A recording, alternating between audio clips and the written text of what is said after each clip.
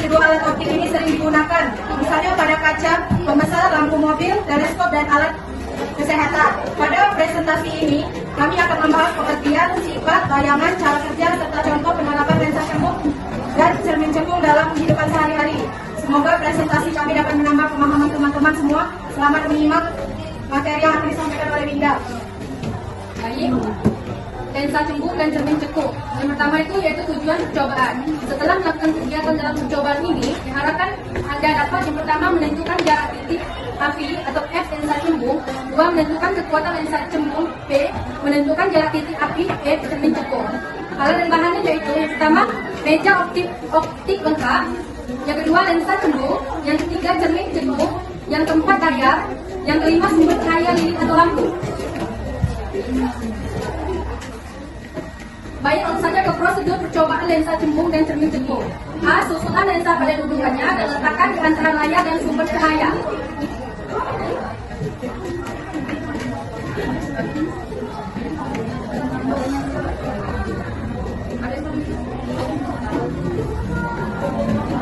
Kedua, nyalakanlah sumber cahaya, kemudian aturlah posisi benda dan lensa agar pada layar terbentuk bayangan yang paling tajam.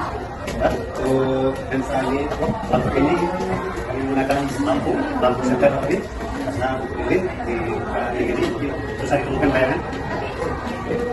Yang ketiga, ukurlah jarak bentuk S dan jarak bayangan S kuadrat. Baiklah teman-teman, di sini kita sama-sama perhatikan. Lalu di sini kita di dalam praktek hukum ini tujuan kita itu mencari titik fokus ataupun bayangan yang paling tajam. Oke, di sini sekarang kita mulai melakukan benda, dan untuk benda yang disebut benda itu lensa, yang disebut untuk menunjukkan titik bayangan itu layar. Nah, untuk benda kita mulai dari kita letakkan di lensa cembung ini, kita mulai dari 30.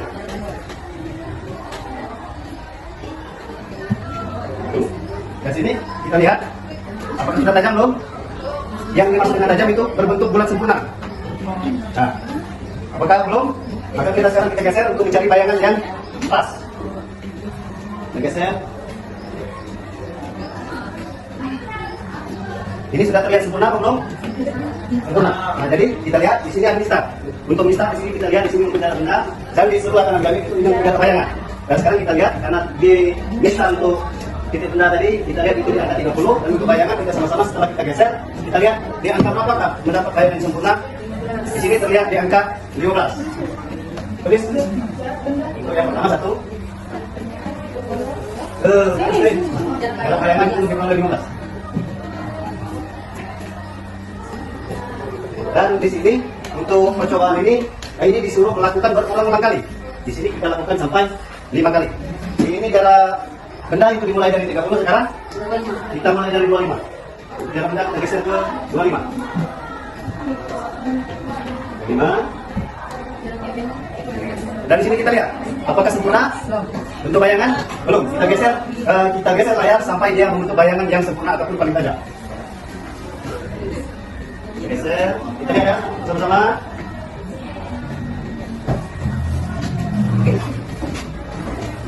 Apakah sudah terlihat bentuk bayangan yang sempurna? Teman-teman, Bu? Sudah jelas? Sudah jelas? Nah, karena titik benda kita letakkan di pada ukuran 25, dan sekarang setelah kita geser untuk layar untuk mendapatkan bayangan yang sempurna ataupun nyata itu berada di titik 16,7.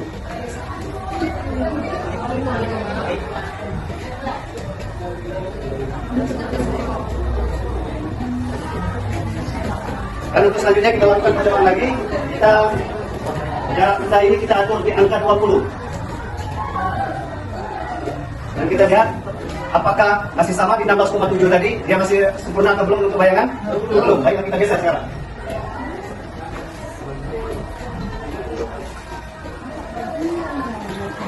Sudah terlihat bayangan?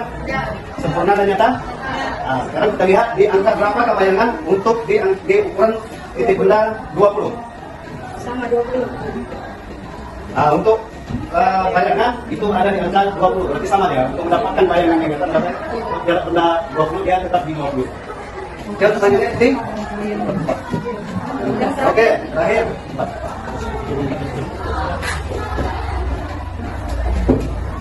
Kaya yang lain kita akan melakukan percobaan. Titik rendah kita atur di jarak 15.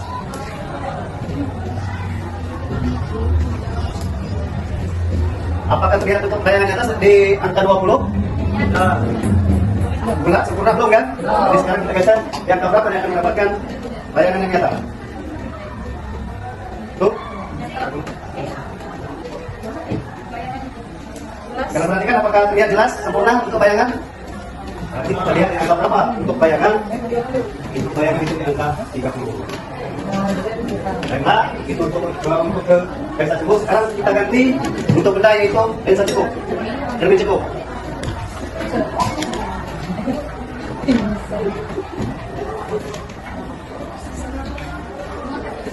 Untuk cermin cukup ini kita samakan dengan lensa cukup. Kita titik benda itu kita mulai dari 30.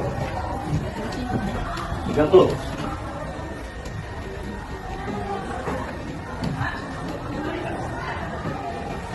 Di sini lensa cukup dan lensa cukup karena bersifat sama-sama mengumpulkan cahaya. Di sini kita lihat untuk di titik benda di 30 dan untuk di sini jarak bayangan berapa ini? 4, dia belum membentuk cahaya. Sekarang kita geser sampai di angka berapa untuk jarak bayangan sampai membentuk bayangan? Nah, sampai di titik 15. Nah, sekarang kita lihat dari titik 1 dia belum membentuk bayangan.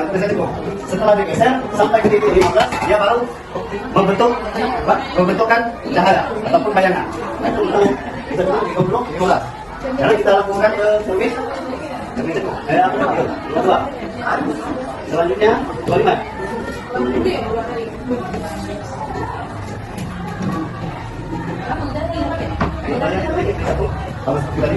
Nah, titik benda kita taruhkan di angka titik 25 dan untuk ini layar itu 1. Apakah terbentuk bayangan atau belum?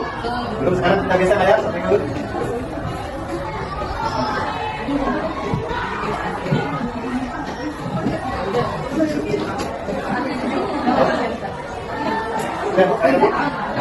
sekarang dari 1 belum terbentuk bayangan dan setelah digeser sampai angka berapa dari yang membentuk bayangan atau membentuk bayangan sampai di angka 16.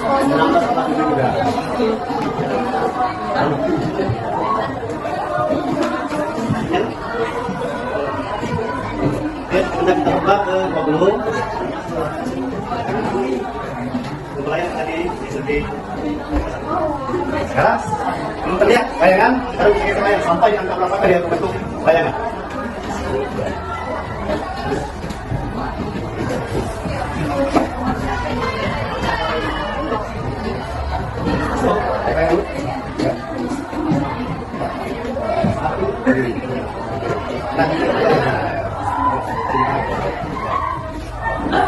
Sudah terlihat bayangan?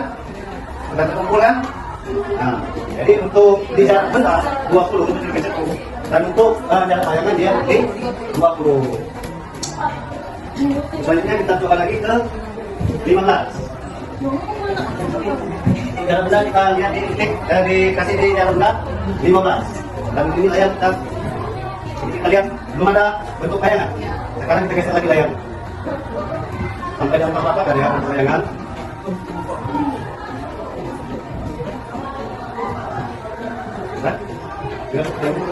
Lihat bayangan? Lihat. Nah, setelah digeser layar ini maka terbentuk bayangan atau terkumpulnya bayangan. Sekarang kita lihat yang berapa jarak bayangan? 30.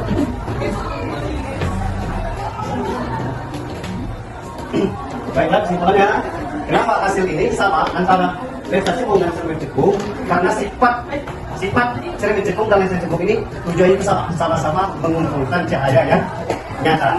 Baik, sekarang kita hitung. Kita pakai rumus optik.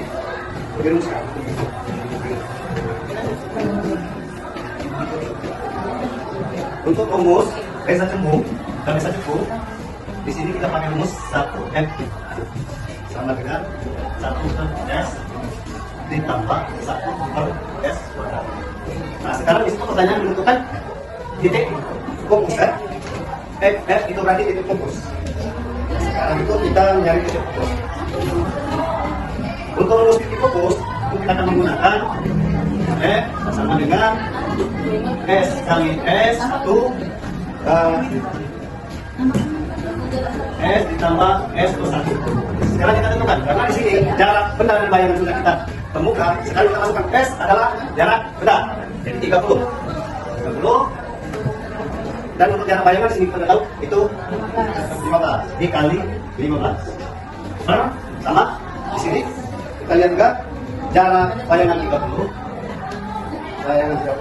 di sini berubah jadi positif. No. 15. No, jangan no.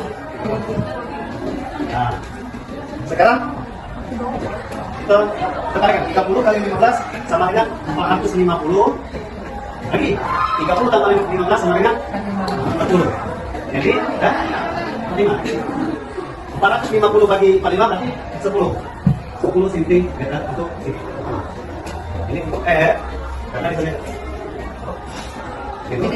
untuk seluruh jarak layar untuk itu titik fokus yang menggunakan yaitu 10 untuk dengan 10 cm. Sekarang sudah ketemu rumus titik fokus. Sekarang kita akan menentukan S koordinat yaitu titik bayangan. Sekarang kita coba kita beri contoh satu untuk mencari bayangan. Untuk rumus kita pakai ini. Nah, 1 per F sama dengan 1 per S ditambah 1 per S kuadrat. Kitanya di sini adalah jarak bayangan. Sekarang kita rumuskan 1 per F. 1 per F. Nah, tahu untuk F 1 per F itu berarti sama dengan 1 per M ini 1 per 10. Ya, 1 per 10 dikurang 1 jarak benda per 30 sama dengan sini 10 bagi 3 kan? 30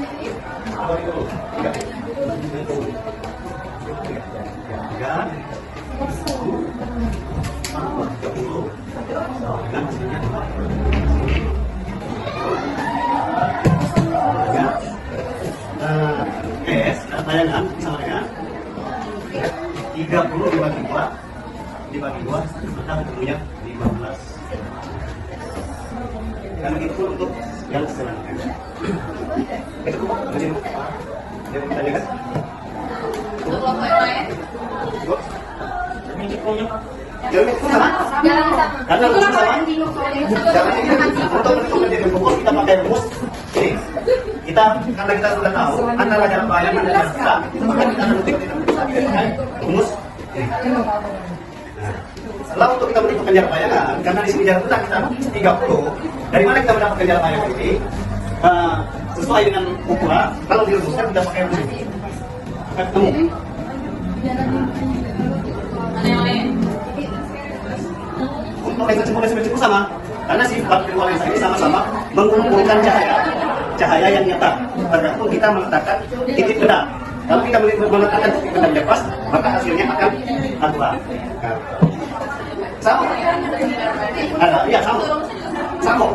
Sesuai dengan itu sama. Jalannya pun sama.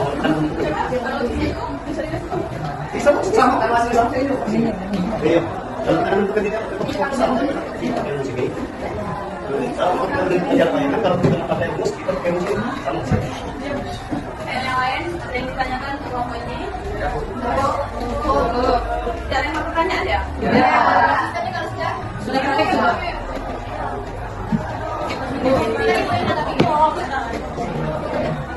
Jadi kesimpulannya yaitu lensa cembung dapat mengumpulkan cahaya dan menghasilkan bayangan yang berbeda tergantung letak benda, sedangkan cermin cembung memantulkan cahaya ke satu titik fokus dan banyak dimanfaatkan dalam berbagai alat optik. Demikianlah presentasi dari kelompok kami mengenai lensa cembung dan cermin cembung. Kami mohon maaf apabila masih terdapat kekurangan dalam penyampaian materi. Terima kasih atas perhatiannya. Saya ucapkan wassalamualaikum warahmatullahi wabarakatuh. Waalaikumsalam warahmatullahi wabarakatuh.